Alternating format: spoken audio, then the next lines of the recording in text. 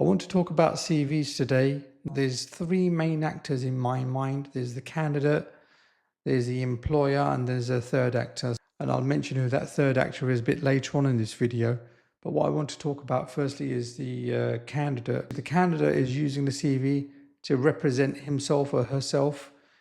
The most important aspect of the CV in my mind is the about me statement, because really that should provide the answers for many questions when it comes to the interview. So if the individual who's applying for the role makes sure that the about me statement is solid, is true, and should carry this individual through the process. I'm not going to give too much advice on how somebody should draft their CV, any tips, tricks, things like that. There's many videos out there and information to help individuals with that process. But one thing I will mention is the applicant tracking system, ATS. And this is the systems that are used these days to pick out the right CVs, the most closest match to a specific role, and it's based on keywords, experience, other things like that. So you want to look into ATS, build your knowledge around that to make sure that your CV is going to be compliant with ATS and increase the chances of your CV being shortlisted for any role. The next actor is the employer, and by the way, I'm coming to you from experience as a candidate, but then also I've been on the receiving end of CVs coming into my in tray and having to sift through these and pick out the most suitable ones that are shortlisted and then subsequently interviewed. Now, I just want to take one step back. As a candidate, if you're going to be in one role, you don't know if you're going to be in one role for your whole life, but there are individuals who end up working for only one organization for the entire life.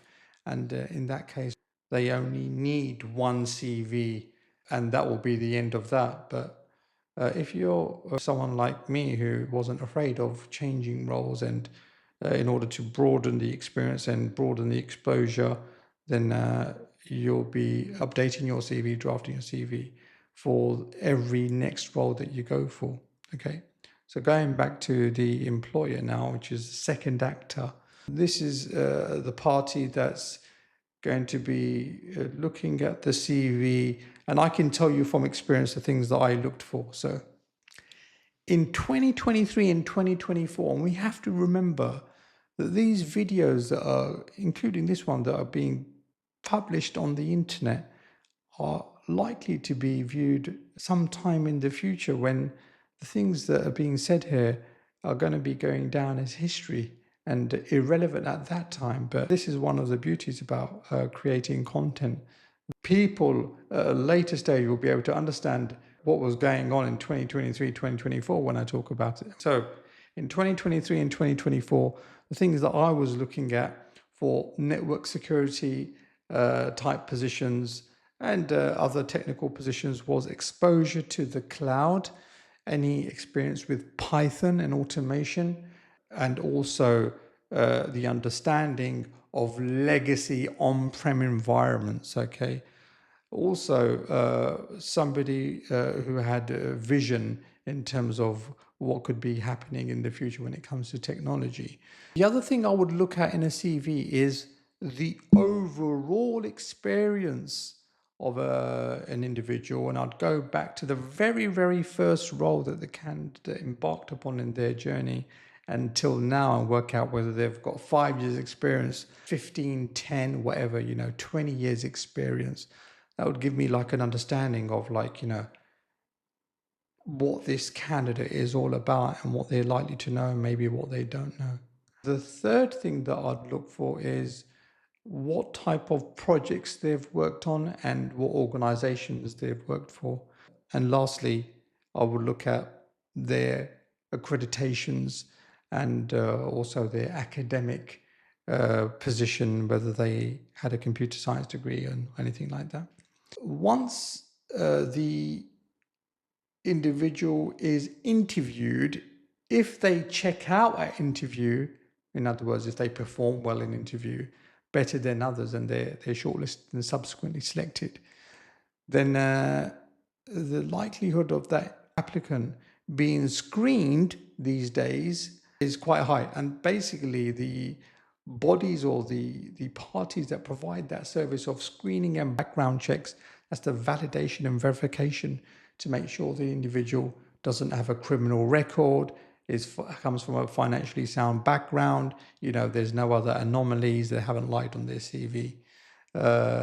These checks are done mostly for compliance purposes, because you have to imagine, like, if there's a supplier or provider like an MSP, for example, who have a contract with a bank, then in order to remain compliant, they need to make sure that their staff that are working for the bank through this entity are also cleared for their background or any anomalies, right? So it's understandable. And another really good example is the defense sector, working for governments.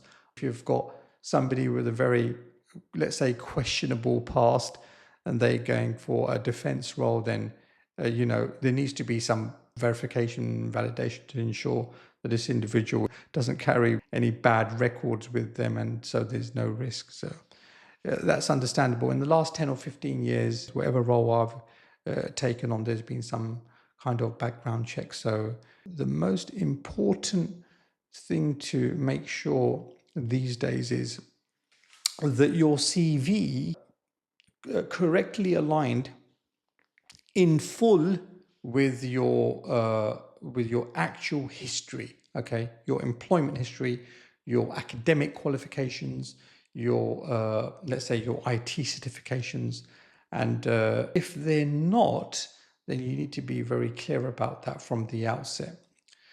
The message really in this video is, if you know of any differences in your CV and, for example, your LinkedIn profile, or just generally in your CV, let's say excessively massaged, that it can be deemed to be inaccurate, then that's a very high risk strategy, and I would strongly advise that be corrected and aligned with whatever's true.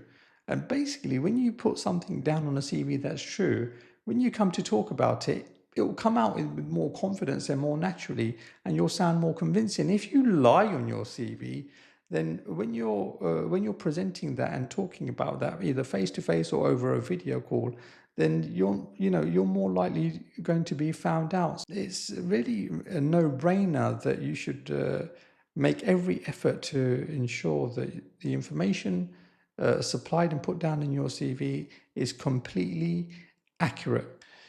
Let's say you made a genuine mistake, and because we're human and we make mistakes, okay? There was a very minor anomaly in your CV, and your CV's now gone away to this third party for screening, background checks, and you realize there's something that you've put down in your CV that's not correct. In that situation, my very strong advice is that you contact all parties that are involved in the process and you notify them of this anomaly immediately. If you do so, you're more likely to come out with a positive result. But if you just stay quiet and you think it's nothing and it's so trivial that it won't matter, then I can tell you from what I've seen in my career, that can often lead to an unsuccessful enrollment of a candidate. These organizations that are doing these background checks and screenings, they're there for a reason. They've been hired because organizations need to get on with their business. They need to get on with the hiring and doing their work. And so they can offload that task, which can be quite long-winded.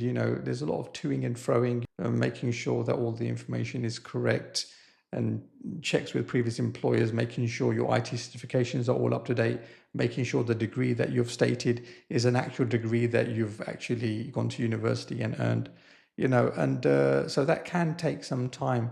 But organizations need to do that to remain compliant to themselves and also their end customers or end clients if they have any. That's really the main message. That's the third actor. There are other players here in the mix.